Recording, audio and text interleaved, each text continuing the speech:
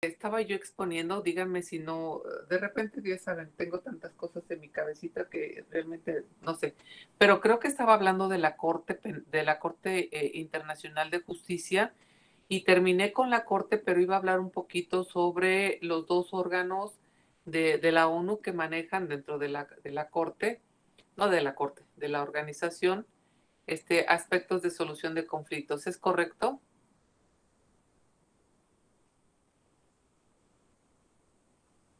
Sí, maestra. Sí, profesora. Déjenme viendo nuestro plan de trabajo. Yo expongo hoy lo que falta de la Corte Internacional y pregunto, ¿tengo hoy preparado al equipo de extradición o del individuo? Ya no me acuerdo qué sigue. Va el equipo de individuo, pero bueno, mi equipo es el de extradición y sí estamos listos, maestra. Porque el individuo, sí, Linda. El individuo está listo, profesor. Bueno, profesora, el tema de individuo está listo. Excelentísimo. Entonces, deme 5 minutos, abordo lo que me faltaron, son 4 láminas, me las echo de volada, nada complicado, y los dejo para no dejar inconcluso el tema. Si les parece, déjenme ver, miren, aquí está la Corte. Déjenme ahorita compartirles primero. Es rapidísimo, les comparto esto para no dejar inconcluso el punto. Ay, espérenme que no me quiere abrir ahora. Ah, ya. Anda medio fallón todavía mi sistema. Le afectó que se fuera la luz. Mire, creo que me faltarían solamente estos. Miren, me voy a regresar para que se recuerden. En este caso estaríamos hablando de la sentencia de la Corte. Ya vimos todo lo de la Corte, ya está ahí. Y simplemente me faltaría hablarles de esto. Esto es para que lo tengan como contemplado para cuando veamos precisamente este tema que es la solución pacífica de conflictos internacionales.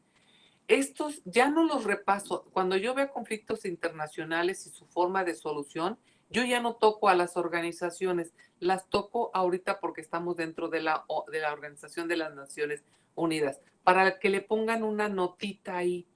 En caso de que yo les pregunte en el examen, diga usted qué órganos de la ONU participan en la solución de los conflictos internacionales, pues ustedes ya saben qué es este apartado al que me voy a referir. Entonces, sin más, vámonos.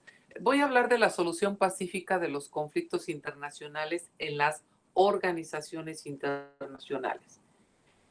Por ello, siempre he señalado, 2 de sus órganos son los que conocen de los conflictos internacionales, la Asamblea General y el Consejo de Seguridad. Por eso en este conflicto que tenemos ahorita entre Ucrania y Rusia, tanto la Asamblea y el Consejo están trabajando en estos aspectos, porque ellos son los que conocen de estos asuntos. Dice, y por supuesto que el Consejo de Seguridad es el que realmente tiene el poder, incluso de darle una solución a los conflictos por la fuerza. Puede a través del manejo de los cascos azules que forman parte del Consejo de Seguridad, tratar de implementar mecanismos a la fuerza de paz.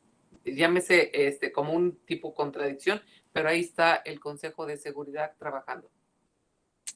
Recordemos que el Consejo de Seguridad está compuesto por 15 miembros, ya lo saben, 5 de ellos son permanentes, lo que significa la consagración de hecho y de derecho de la dictadura de las grandes potencias. Lo sabemos, están las 5 potencias aquí manejando a todo el mundo, por supuesto, y su fundamento lo tenemos en el artículo 24 de la Carta, que señala lo siguiente. Vamos a ver lo que dice la Carta de las Naciones respecto al Consejo de Seguridad.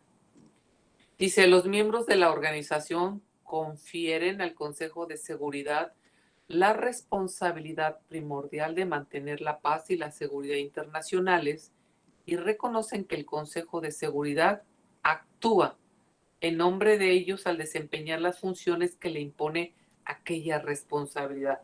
El Consejo de Seguridad tiene el visto bueno de todos los estados, miembros de las Naciones Unidas, los 193, y por supuesto él desempeña la función de regular los conflictos de alguna manera y tratar en la medida de lo que se le permita mantener esta paz y tratar de conservar la seguridad internacionales. Entonces ahí tenemos esta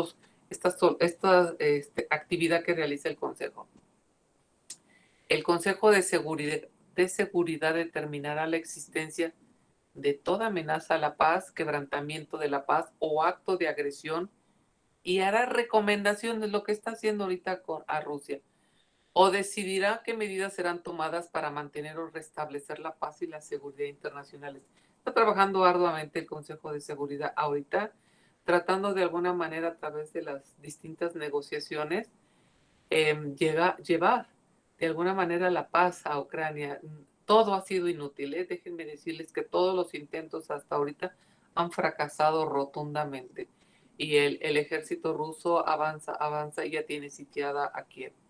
Y yo les dije, cayendo Kiev, jóvenes, mejor no me adelanto a los hechos, pero ya sabemos que viene. Entonces, ahí va todo esto. Y ya para terminarles, el Consejo de Seguridad podrá pedir también a los Estados miembros que apliquen las distintas medidas de uso de la fuerza, lo que están haciendo todos los estados de Europa, si se dan cuenta, incluyendo de este lado de América, Estados Unidos. Entonces, ¿qué están haciendo? Por ejemplo, aquí la interrupción total o parcial de las relaciones económicas. Muchos estados han de alguna manera sancionado a Rusia, quitándoles algún tipo de mercancías, algún tipo de cosas que le puedan servir al Estado. Si falla todo lo anterior, fíjense lo que les voy a decir. Si falla todo lo anterior, entonces el Consejo de Seguridad podrá utilizar la Fuerza Armada. Es lo último que podría hacer. Entrar los cascos azules ya directamente a Ucrania significa una declaración de guerra a Rusia, directamente. Entonces esto es, hay que tenerlo todo esto con una mira de que ojalá y las cosas se recuperen, que el señor Putin se dé cuenta de que no puede hacer lo que quiera, que la comunidad internacional está reaccionando y puede entrar de alguna manera en una especie pues yo creo que de tranquilidad, de calma. Vamos a ver cómo funciona. Creo que con esto les puedo dejar. Vean cómo era facilísimo, muy concreto lo que me faltaba. Y ya. ¿Les parece bien?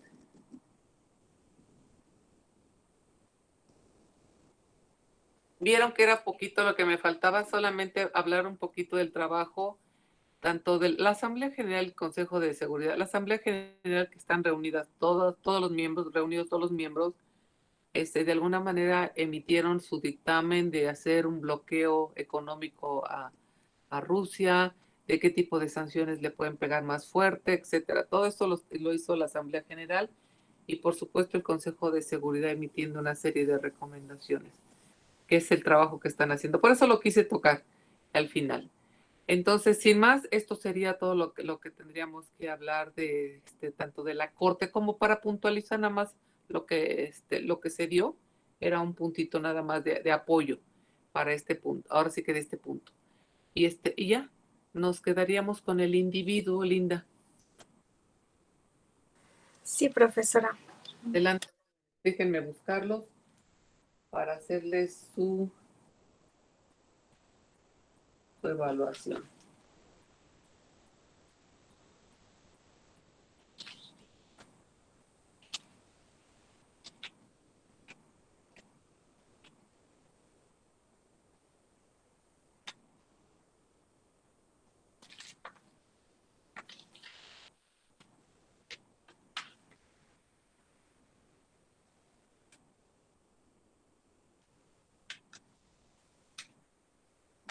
Individuo.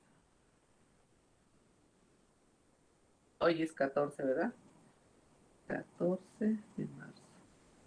Ay, qué rápido se nos está yendo marzo, muchachos. Llevamos a la mitad. Casi la mitad. El individuo. Para que vea yo quiénes son quién es tu equipo, Linda. Con mi compañera Alondra Silvana Ramos Sánchez. Perfecto. Listo. Gracias, Alondra. Ah, qué bonita, mis dos niñas preciosas, Linda y gracias, chicas. Ya las tengo aquí. Gracias, gracias. Eso es lo que quiero, simplemente nada más para conocerlas y ya. Gracias, Linda, Karin, Alondra. Listísimas, chicas. Sí, profesora, voy a presentar.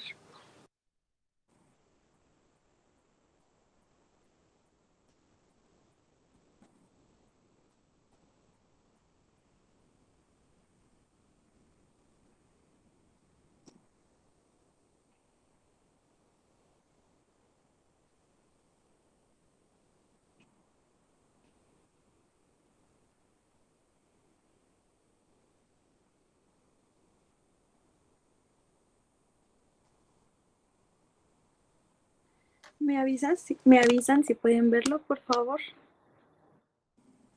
Ya se ve, compañera. Gracias. Lo veo.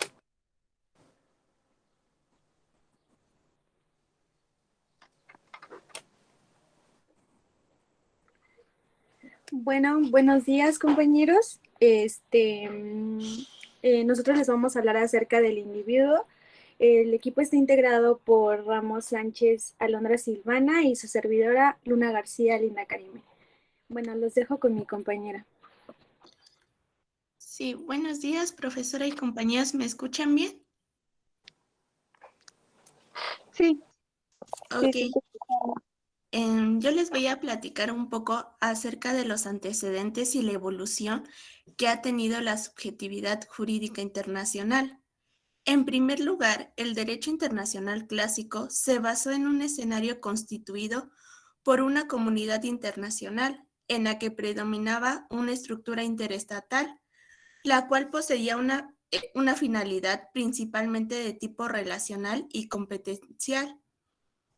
Ello originó que los estados fueran considerados como los únicos sujetos de derecho internacional y desde una perspectiva doctrinal, los individuos eran solo objeto, más no el sujeto del derecho internacional, por lo que se consideraba como sujetos de derecho internacional solo a las entidades que creaban y eran destinatarias de las normas jurídicas internacionales y que poseían legitimidad para reclamar si es que había un incumplimiento de tales normas o eran responsables si las infringían. Entonces, este sistema jurídico internacional no hacía referencia al individuo, sino por medio del Estado, lo cual estaba condicionado por la noción misma de Estado y por la posición de las relaciones interestatales, siendo un ejemplo de ello la situación de la figura de la protección diplomática que ya habíamos visto anteriormente en clase. Siguiente diapositiva, por favor.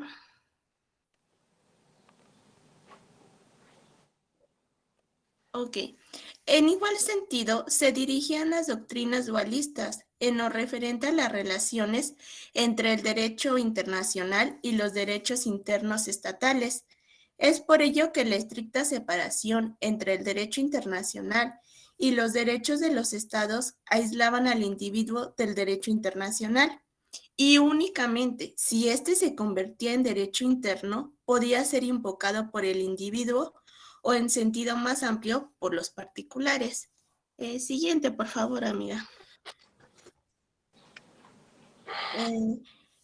Ahora bien, entre las teorías negadoras tenemos al positivismo clásico, que se basaba en considerar al Estado como único sujeto de derecho internacional, en tanto esta disciplina jurídica era resultado de la voluntad estatal y el individuo era solamente sujeto de derecho interno. Pero es hasta en el transcurso del siglo XIX al siglo XX que se producen las primeras convenciones de derecho internacional humanitario, las cuales fueron pioneras al expresar la preocupación internacional por la suerte de los seres humanos en conflictos armados, reconociendo al individuo como beneficiario directo de las obligaciones convencionales estatales. Siguiente, por favor. Ahora bien, es importante señalar que los dos actos jurídicos internacionales que fueron especialmente relevantes para el cambio de la situación de la subjetividad jurídica son, en primer lugar, la sentencia del Tribunal Militar Internacional de Nuremberg, que desde el juzgamiento de los individuos por los crímenes internacionales cometidos por miembros del Eje durante la Segunda Guerra Mundial, se consideró necesario reconocer esta subjetividad jurídica internacional, lo que hizo factible no solo la protección directa y efectiva de los derechos humanos, sino y sobre todo la posibilidad de ser sancionado como resultado de ese reconocimiento de responsabilidad internacional individual por violaciones graves de obligaciones internacionales. Además, esta sentencia refutó el punto de vista del positivismo extremo, el cual, como ya lo mencioné anteriormente, señalaba que el derecho internacional solo era aplicable para los estados y demostró que los individuos podían ser encontrados culpables por crímenes bajo el derecho internacional y que podían ser sancionados de acuerdo a su capacidad personal. El segundo acto que es relevante es la opinión consultiva de la Corte Internacional de Justicia sobre la reparación de daños sufridos al servicio de la Organización de las Naciones Unidas, en donde la Corte señaló que los sujetos de derecho en cualquier sistema legal no son necesariamente idénticos en su naturaleza o en extensión de sus derechos, y su naturaleza depende de las necesidades de la comunidad. Si bien es cierto que esto no define qué clase de entidades pueden ser sujetos de derecho internacional o qué derechos y deberes tienen, un elemento implícito en esta definición se refiere a las condiciones de subjetividad jurídica internacional que deben derivarse de una regla que proporcione el criterio para dicho reconocimiento. En este contexto se incorporó en la subjetividad la temática de la responsabilidad internacional individual de manera paralela a la responsabilidad internacional del Estado. Siguiente, por favor. Por otro lado, las transformaciones experimentadas en las últimas décadas por el derecho internacional han originado que se reconozca un cierto grado de subjetividad jurídica internacional del individuo. Carrillo Salcedo dice que esta situación de cambio es atribuible a tres fenómenos que se interrelacionan. Número 1, por un proceso de institucionalización. 2, un proceso de socialización. Y 3, un proceso de humanización que se sitúa hacia el final de la Segunda Guerra Mundial.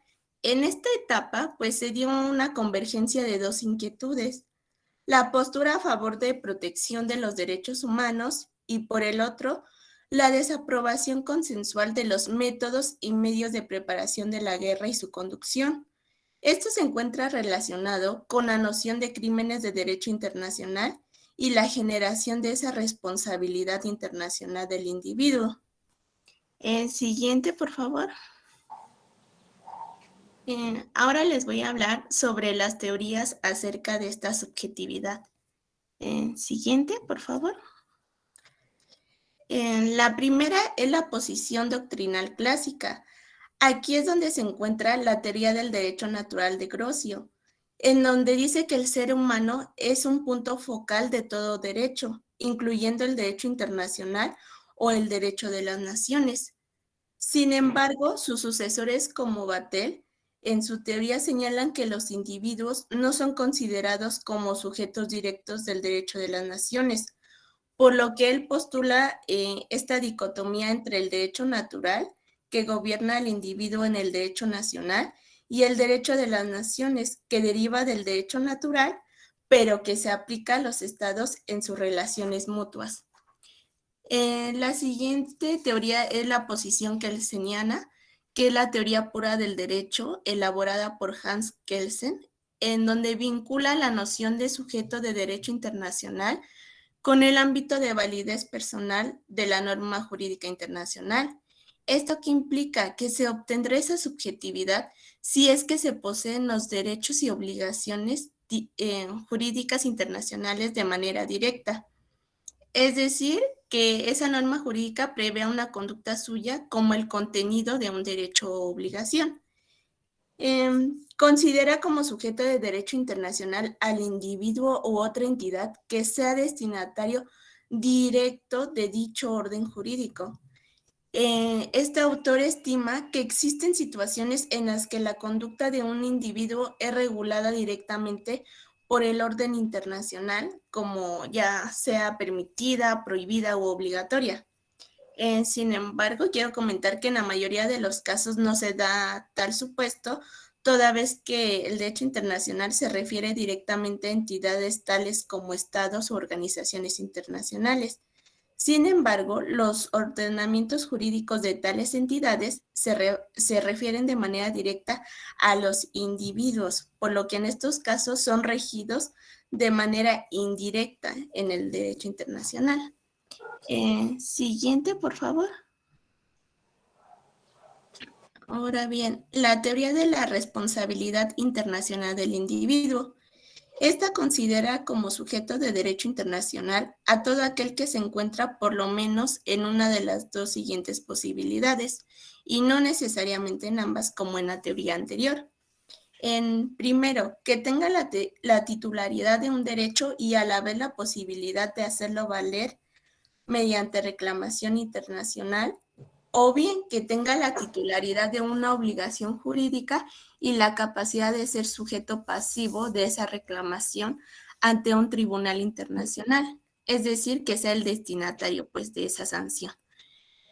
Según esta teoría, la posesión por una entidad de la titularidad de modo efectivo de un derecho o de una obligación en el contexto internacional origina la calificación como sujeto de derecho internacional. Y finalmente, la teoría del destinatario directo y efectivo de un derecho o de una obligación internacional. Según esta teoría, la calidad de sujeto de derecho internacional no depende de la cantidad de derechos u obligaciones internacionales, ya que si el individuo es titular de un derecho o de una obligación internacional, será sujeto de derecho internacional. O sea, no está determinada ni por el tipo de derecho u obligación que se posea. Aquí, esta, si se dan cuenta, coincide con la postura anterior, en exigir que el titular del derecho u obligación lo sea de manera efectiva. La diferencia radica en que exige que el titular del derecho u obligación sea también de manera directa. Y es todo por mi parte. Continúa mi compañera. ¿Me escuchan todos bien? Sí, compañera. Gracias. Bueno, yo les voy a hablar acerca del individuo como sujeto del derecho internacional. Bueno, primero es importante dar un concepto del individuo y Hans Kelsen hablaba sobre que el individuo es el soporte de los deberes, de las responsabilidades y los derechos subjetivos, o más exactamente el punto común al cual se deben de ser referidas las acciones y omisiones reguladas por estas normas. En este sentido, el individuo como concepción o unidad representativa de un género aparece en las diferentes disposiciones jurídicas de un orden jurídico como centro de referencia de aplicación de consecuencias según las acciones que estos realicen. Bueno, algunos autores hablan acerca de esto y el primero es Francisco de Vitoria. Él mencionaba que el derecho de gente reglamentaba una comunidad internacional constituida de seres humanos organizados socialmente en estados y coextensiva con la propia humanidad. La reparación de las violaciones de los derechos humanos hace gran énfasis en la necesidad de que exista un derecho internacional para individuos como principios de justicia similares a los que el derecho internacional ha aplicado a los estados a lo largo del tiempo. Alberico Gentili sostenía que el derecho que regía la convivencia entre los miembros del derecho de gentes. Y en el siglo XVII, Francisco Suárez afirmaba que el derecho de gente revelaba la unidad y universalidad del género humano. A su vez, reglamenta los estados en sus relaciones como miembros de la sociedad universal. Grotius mencionaba que el derecho de gente abarcaba toda la humanidad. Los seres humanos ocupaban la posición central de las relaciones internacionales, así siendo estos sujetos portadores de derechos y obligaciones implícitas dentro del derecho internacional. Aquí se regresó.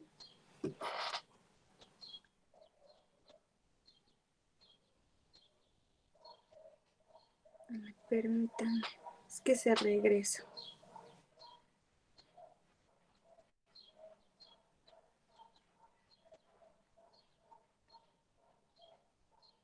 Bueno, el individuo tiene personalidad internacional pasiva, reconocida en los principios del juicio de Nuremberg, haciendo al individuo susceptible de castigos según el derecho internacional general. Además, si se observa el sistema normativo internacional, podemos determinar que la persona física es beneficiario de muchos derechos que le otorgan las normas internacionales. Bueno, también el individuo más bien el individuo no tiene personalidad internacional activa, lo que no impide que en el futuro pueda ser considerado sujeto de derecho internacional en virtud de la evolución y desarrollo del derecho internacional. Es decir, que tiene una participación importante en el derecho internacional, pero como tal no es considerado sujeto del derecho internacional. Sí es portador de estos derechos, pero como tal no es partícipe fundamental. Más adelante podré explicárselos un poquito. Okay. Bueno, aquí vamos a hablar sobre el individuo como sujeto de deberes internacionales. Es importante tener en cuenta que el individuo puede ser responsable internacionalmente cuando viole normas fundamentales del derecho internacional, que son actos ilegales de violación que pueden ser cometidos en el mar o en el espacio aéreo. Los únicos sujetos que pueden cometer estos actos son las personas físicas, los individuos, pero los estados están autorizados por el ordenamiento internacional a detener a los infractores de las normas y someterlos a su jurisdicción. Pero quienes tienen identificado el delito es el derecho internacional. Un ejemplo de esto puede ser la piratería y los crímenes de guerra. La piratería pues son aquellos actos de violación en alta mar contra personas o propiedades por las tripulaciones de un navío con intento de pellaje, pero pueden ser cometidos por particulares y la obligación de abstenerse emana del orden jurídico internacional. El crimen de guerra, bueno, el derecho internacional en esta materia admite al lado de la responsabilidad estática, la responsabilidad individual, y siendo el individuo responsable de sus propios actos y por consiguiente destinatario directo de obligaciones impuestas por el orden jurídico internacional. Bueno, ahora les voy a hablar acerca del individuo como titular de derechos reconocidos en instrumentos internacionales. Bueno, el individuo tiene una subjetividad jurídica muy limitada. En primer término, recordemos que en la Convención de Ginebra de 1949 y sus protocolos de 1977 protegen al individuo, es decir, en este caso el individuo es titular de derechos reconocidos en instrumentos internacionales. En algunos documentos que hablan sobre los derechos y obligaciones de los individuos es en la Convención sobre el genocidio del 9 de diciembre de 1948, en la Convención sobre el Estatuto de los Refugiados, en el Tratado de Londres y en la Convención sobre los Derechos Humanos de Roma. Bueno, dentro de la doctrina podemos encontrar distintas posiciones. Hay quienes consideran que el individuo es el único sujeto de derecho internacional. Un ejemplo de esto es la corriente de la Escuela Sociológica Francesa. En este caso se considera al Estado solo como un hecho, como una asociación de individuos. También está quienes admiten cierta personalidad internacional del individuo, pero sometida a limitaciones. Esta posición es la más aceptada. El reconocimiento de la personalidad jurídica. Bueno, les voy a hablar acerca de la personalidad jurídica del individuo.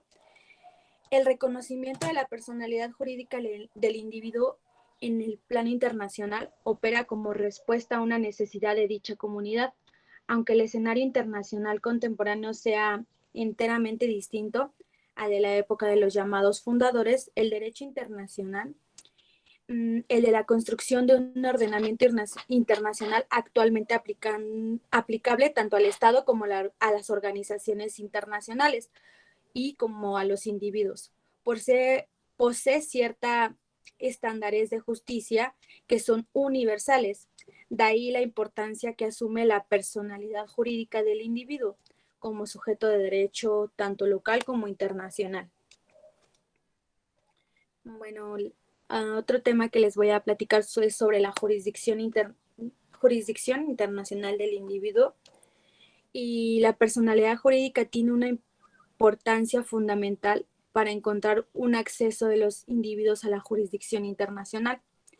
La jurisdicción internacional en materia penal ha captado la atención de los internacionalistas, ya que el Tribunal Militar Internacional de Nuremberg vendría a ser el primer ejemplo de una corte internacional que trata directamente con los individuos. En las instituciones europeas es donde encontramos los ejemplos de esta evolución del derecho internacional, que se encuentra orientada a otorgar a los individuos el acceso a la jurisdicción internacional. Bueno, les voy a dar un pequeño ejemplo sobre la subjetividad internacional del individuo que les mencionaba que era muy limitada. Un ejemplo de esto sobre el reglamento de la Comisión Internacional de Derechos Humanos, que fue aprobada el 8 de abril de 1980, cuyo artículo 23 autoriza que cualquier persona o grupo de personas o personas puede presentar a la comisión peticiones referentes que asuman violaciones a sus derechos, pero solamente la comisión puede someter el caso a la Corte Internacional de Derechos Humanos, quien es la única facultad, la única que tiene facultades jurisdiccionales. Bueno, en otras palabras, habla que tiene la capacidad procesal, que la Comisión Internacional tiene la capacidad procesal de carácter activo para presentar una demanda ante la Corte Internacional. Es aquí en donde vemos que los derechos del individuo tienen ciertas limitaciones, porque solo la Comisión Internacional tiene la facultad pues para presentarse ante la Comisión Internacional de Derechos Humanos a presentar cualquier violación, no como tal el individuo, aunque la Comisión Internacional faculte al individuo. Y bueno, sigue mi compañera.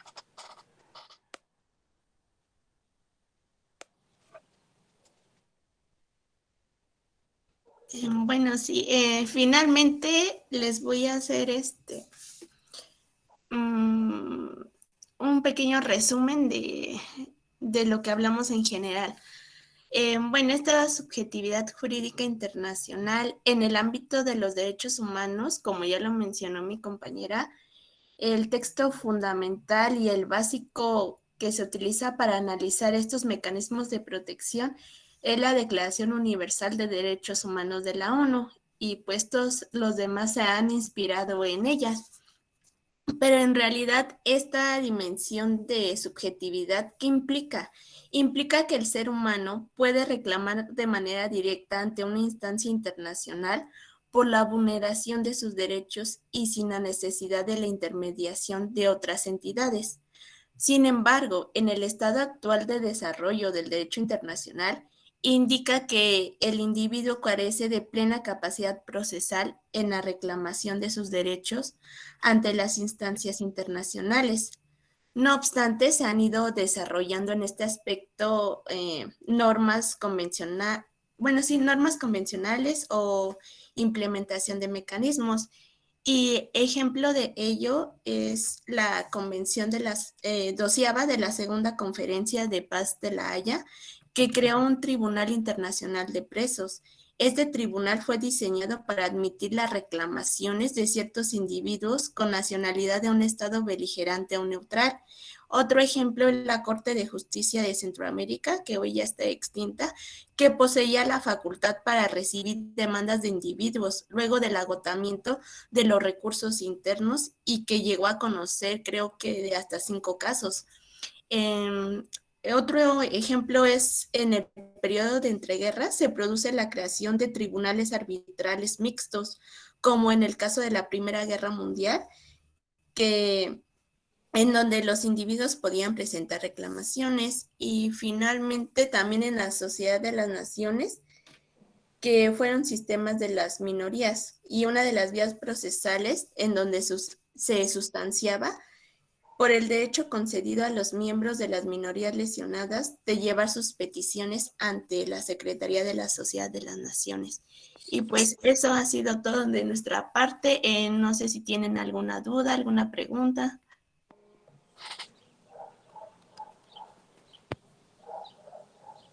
Niñas, mil gracias por la explicación. Muy completa, muy completa.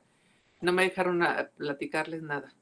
Todo lo manejaron todos los elementos, por supuesto las posiciones de que si es el individuo es persona física, es un sujeto del derecho internacional. La conclusión es no es un sujeto del derecho internacional. Podría hacerlo en algunas ocasiones, tomando en cuenta la participación de este individuo en la realización de delitos que puedan ser de daño mayúsculo, como en el caso de los crímenes. Y por eso hablamos de que la subjetividad, es decir, la característica de ser titular de derechos y obligaciones para el individuo, persona física, se circunscribe solamente al área del derecho penal internacional. Estaríamos hablando de que gracias a esta corte, los individuos, personas físicas, pueden ser consideradas como sujetos y juzgadas, de tal suerte que estamos hablando de crímenes como crímenes de guerra, en el que está ya inscrito por lo menos la demanda en contra de Putin, como crímenes de lesa humanidad, crímenes de genocidio y el crimen de agresión. Se individualiza y la persona individuo puede ser considerada ahora sí como sujeto del derecho internacional de manera excepcional. La regla es que el derecho internacional únicamente reconoce como sujetos del derecho a los estados y no a los individuos. Los individuos, para poder realizar una demanda o algo, tienen que hacerlo a través de la protección diplomática, es decir, a través de la representación de sus estados. No sé si tengan alguna duda o pasamos a la dinámica de las niñas, por favor.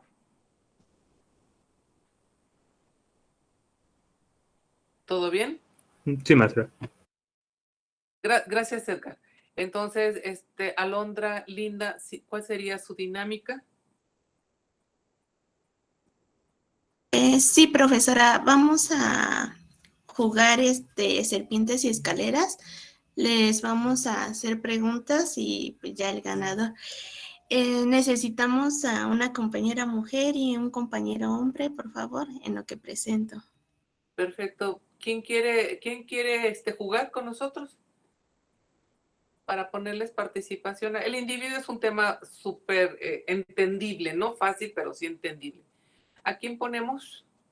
¿De niña y niño? ¿Jovencita y jovencito? ¿O elijo yo?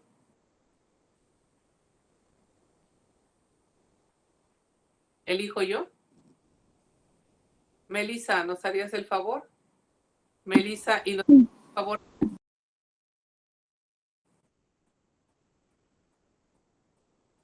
Edgar y Melissa me dijo que sí. Gracias, Melissa.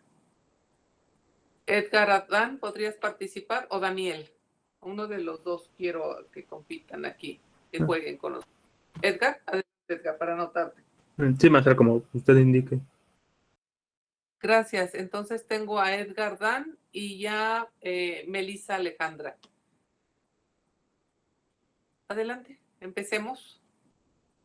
Sí, profesora. Mi compañera Linda tiene un dado y ella me va a ir indicando en qué número los voy a ir poniendo. Perfecto.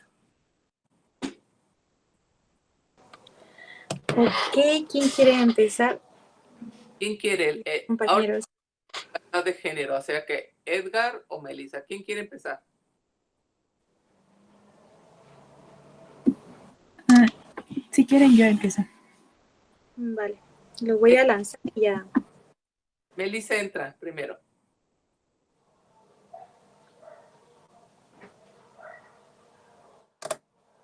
Cayó 5.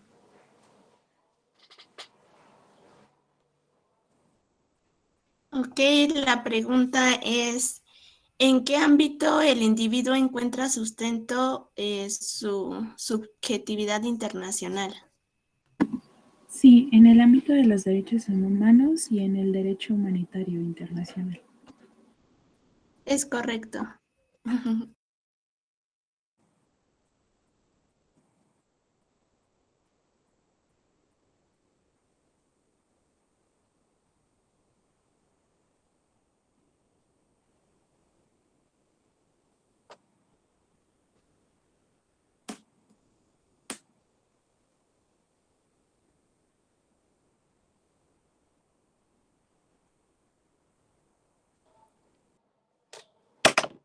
El compañero 6.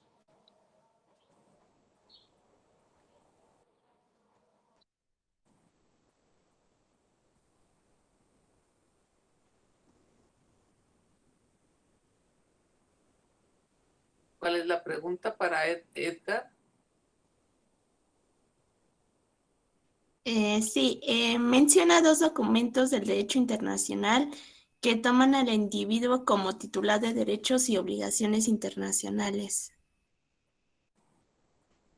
Sí, el primero sería la Convención sobre el Genocidio del 9 de diciembre de 1948 y el segundo, las Convenciones sobre Derechos Humanos de Roma el 4 de noviembre de 1950. Sí, está bien. Bueno, ahora va la compañera. Y subiste, Edgar. Te fuiste hasta el 46. Subiste escalera.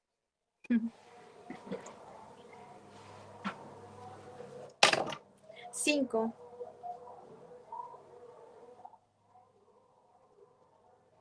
Ok. ¿Cómo es la subjetividad internacional del individuo? Es limitada. Sí, está bien.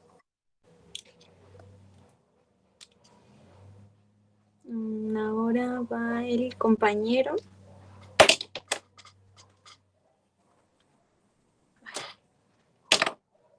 4.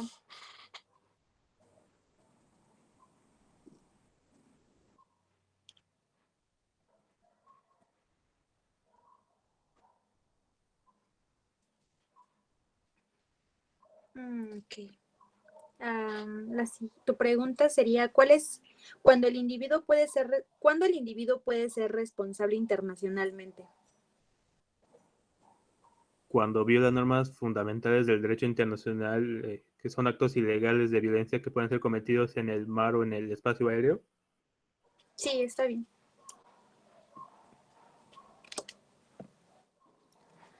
Ahora la compañera. 2.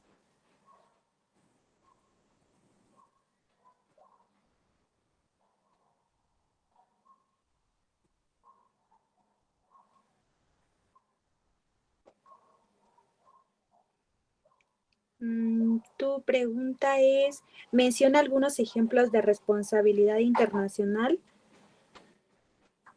Sí, piratería y crímenes de guerra. Sí.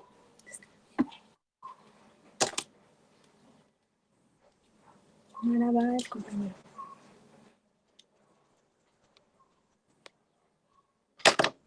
2.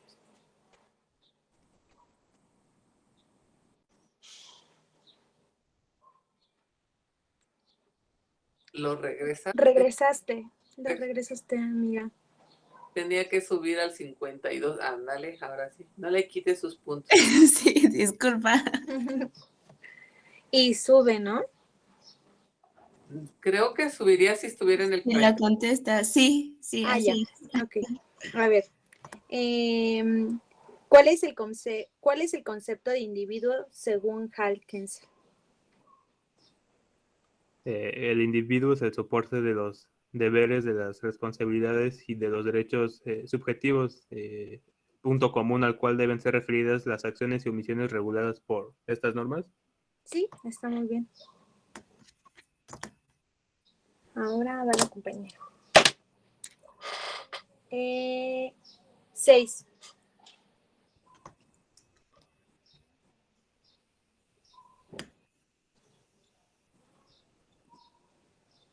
¿Cuál es la primera corte internacional que trata directamente con los individuos?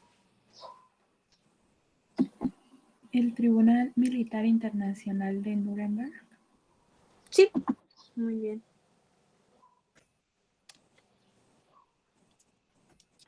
Ok. 3. Ay, casi. Tu pregunta es, ¿qué menciona Francisco de Vitoria acerca del derecho de gente?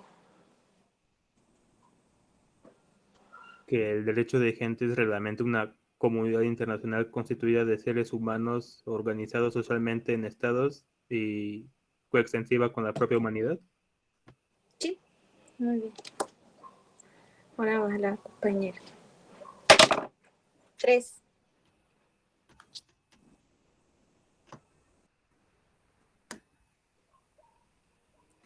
Tu pregunta es, ¿en qué siglo se producen las primeras convenciones de derecho internacional humanitario?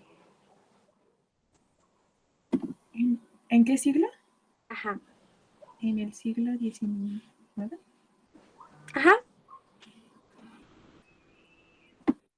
Dios, mira hasta dónde llegaste, Melissa. Y ya la última, a ver si ya Edgar llega o no. A ver. 6. De hecho, creo que se pasó.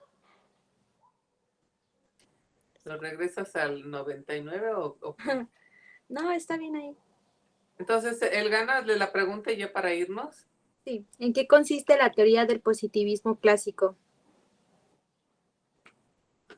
En que se considera al Estado como único sujeto de derecho internacional. Sí, está muy bien. Perfecto.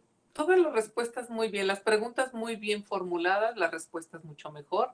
Mil gracias, joven. Me encantó el de serpientes y escaleras, a lo mejor porque cuando era niña lo jugaba. Mil gracias a todas y a todos. Muchas felicidades, Edgar. Mira lo que te pusieron aquí. Muchas gracias. Jóvenes, mil gracias por estar el día de hoy con nosotros. Bienvenidos a esta nueva semana. Que tengan un excelente día. Se cuidan y nos vemos mañana. Hasta mañana. Hasta mañana, profesora, gracias. Mañana, profesora, gracias. Y ahora mi equipo de por favor. Hasta Gracias, mañana, chicas. gracias. Bye bye.